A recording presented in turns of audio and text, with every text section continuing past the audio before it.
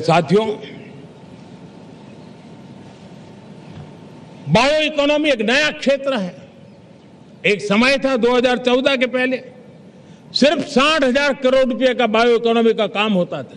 मेरे देश के नौजवान, आपने क्या कमाल कर दिया है। देखिए, नीतियां जब सही होती है, लक्ष्य जब साफ होता है, तो मेरे देश के नौजवान कैसा करके थे। बायो इकोनॉमी में देश की युवा शक्ति ने सामर्थ्य दिखाया है। 2014 के पहले जो 60,000 करोड़ का कारोबार था, आज वो कारोबार बायो इकोनॉमी 20 लाख करोड़ पहुंच चुकी है। दोस्तों,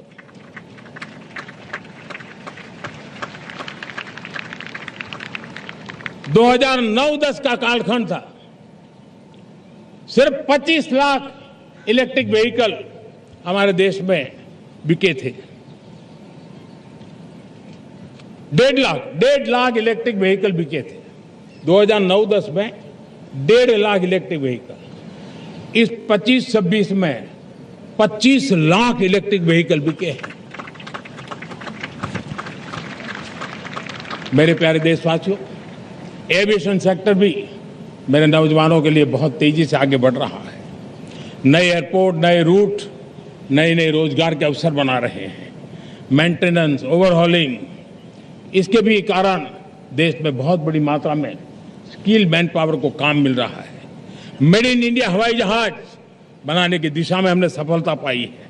made in India defence transport aircraft C295 already अपनी उड़ान भर चुका है, सफल उड़ान भर चुका है। ये देश के नौजवानों के लिए, मेरे साथियों, ड्रोन ने भी बहुत बड़ा काम किया है। स्वामित्व योजना, गांव में ड्रोन से स्वामित्व योजना सफल हो रही है। करीब 3.25 करोड़ परिवारों को स्वामित्व योजना का लाभ मिला है और इसके कारण 140 लाख करोड़ रुपए जैसी संपत्ति अनलॉक हुई है, जिसके कारण बैंक से लोन मिल सकता है, लोग अपना कारोबार कर सकते हैं। मेरे प्यारे देशवासियों, हमारे मध्यम वर्गीय परिवारों के सामने एक बहुत बड़ा बोझ बन चुका है कोचिंग क्लासेस की स्पर्धा। हर माँ बाप को लग रहा है कि कोचिंग क्लास में बच्चे को नहीं भेजा तो हम प्रतिष्ठित परिवार नहीं है। इन गरीब और मिडिल क्लास परिवारों की हम चिंता करते हुए हजारों करोड़ रुपए का उनका खर्च है वो भी बचे, बेटे भी अपने आसपास रह सके, उनकी देखभाल हो सके, परिवार पर आर्थिक बोझ ना आए। और इसलिए हमने युवाओं के लिए विभिन्न परीक्षाओं की फ्री ऑनलाइन कोचिंग हमने करने का निर्णय किया है। डिजिटल पब्लिक इंफ्रास्ट्रक्चर है, हमारे पास उत्तम टैलेंट है, टीचर्स हैं। उन संसाधनों को जोड़ करके हम देश के नौजवानों को फ्री कोचिंग देने का एक पूरा नेटवर्क हम खड़ा करने वाले हैं। मेरे प्यारे देशवासियों, मैं हमेशा कहता आया हूं, जो खेले वो खिले। जब मैं खेले वो खिले की बात कर रहा हूं, तब मेरे प्यारे देशवासियों, आज भारत खेल की दुनिया में अपनी जगह बना रहा है। अब खेल के पोडियम में भारत का राष्ट्रगीत सुनाई देता है, भारत का राष्ट्रगान सुनाई देता है, भारत का तिरंगा झंडा लहराता दिखाई नजर आ रहा है। टॉप्स योजना ने बहुत बड़ी सफलता पाई है। खेलो India games, university games, winter games, beach games, sports infrastructure, sports के लिए कोचिंग, स्पोर्ट्स मेडिसिन, स्पोर्ट्स के लिए न्यूट्रिशन, इन सारे विषयों में भारत अब महारत करने की दिशा में आगे बढ़ रहा है। नौजवानों के लिए पूरा नया क्षेत्र, खिलाड़ी न बन सके तो उसकी सपोर्ट सिस्टम में भी बहुत बड़ा क्षेत्र खुल रहा है। स्पोर्ट्स की दुनिया में भारत का प्रदर्शन बेहतर होता रहा है और हम 2036 में ओलंपिक के मजबूत दावेदार बनकर के आगे बढ़ रहे हैं और 2030 में कॉमनवेल्थ गेम्स को भारत होस्ट करने वाला है।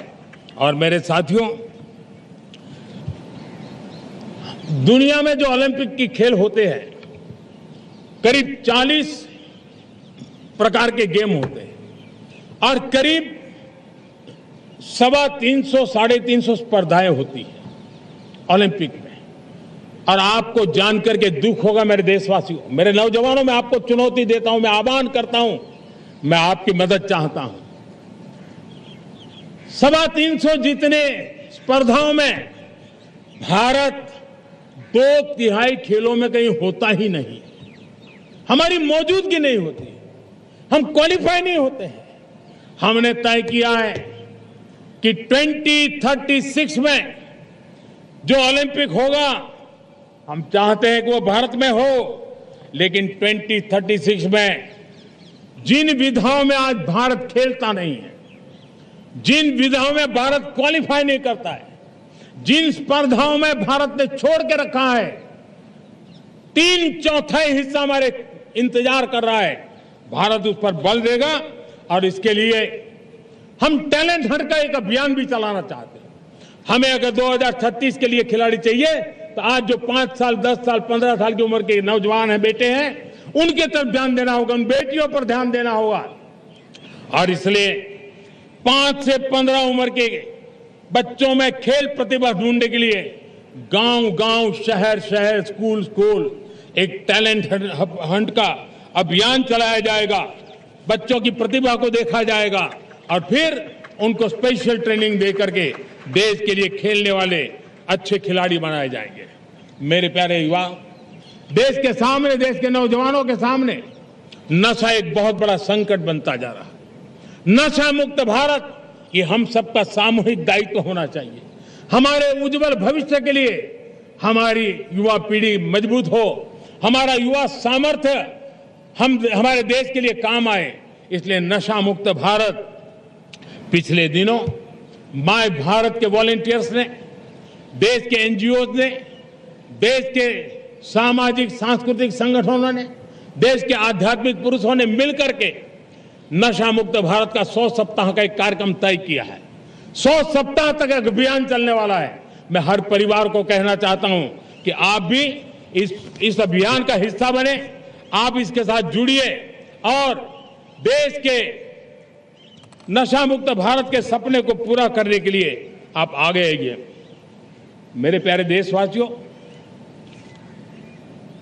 21वीं सदी में दशकों पुरानी जो चुनौतियां हैं, उन चुनौतियों को खत्म करना बहुत अनिवार्य है। नक्सलवाद, माओवाद लाखों युवाओं के भविष्य को तबाह कर दिया, अनेक माताओं के दुधमल नौजवानों को छीन लिया, बर्बाद कर दिया, हर मां बाप के सपनों को चूर चूर कर दिया। इस नक्सलवाद ने 4 दशक तक हिंदुस्तान के बहुत बड़े हिस्से को, बहुत बड़ी आबादी को दबोच करके रखा था, बंदूक के नोक पर दबोच करके रखा था, संविधान की धज्जियां उड़ा दी थी और देश के सामान्य नागरिकों की रक्षा में 3,500 से ज्यादा हमारी पुलिस के, सुरक्षा बल के जवान शहीद हो गए। युद्ध के अंदर जितने सैनिक मरते हैं, उससे ज्यादा हमारे पुलिस जवानों को जान की बाजी लगानी पड़ी ताकि देश के सामान्य मानवी को सुरक्षा मिले। ये नक्सलवाद ने धरती को लहूलुहान कर दिया था। 2014 में आपने जब हमें मौका दिया, उसी दिन हमने संकल्प लिया था कि हम देश को नक्सलवाद से मुक्त करेंगे। और आज मुझे खुशी है कि नक्सली माओवादी हिंसा आखिरी सांस भी शायद रहने की अब तो ताकत नहीं रही है। पूरी तरह उसे खत्म करने की दिशा में जहां पर कभी नक्सलवादियों की गोलियां चलती थी, जहां पर कभी धरती रक्त रंजित रहा करती थी, आज उसी नक्सल क्षेत्रों में, उसी इलाकों में नक्सल मुक्त होने के कारण विकास, विश्वास और प्रयास का तिरंगा लहरा रहा है। मेरे प्यारे देशवासियों, लेकिन इस चुनौती को हमने कम नहीं आंकना है। इस चुनौती से हमें और भी सावधान रहने की जरूरत है। वर्षों तक देश की सत्ता में माओवादी सोच के लोग गलियारों में अपनी जगह बना करके बैठे थे। सरकारी कमेटियों में सलाहकार के रूप में भी ये माओवादी सोच ने नीतियों को प्रभावित किया था।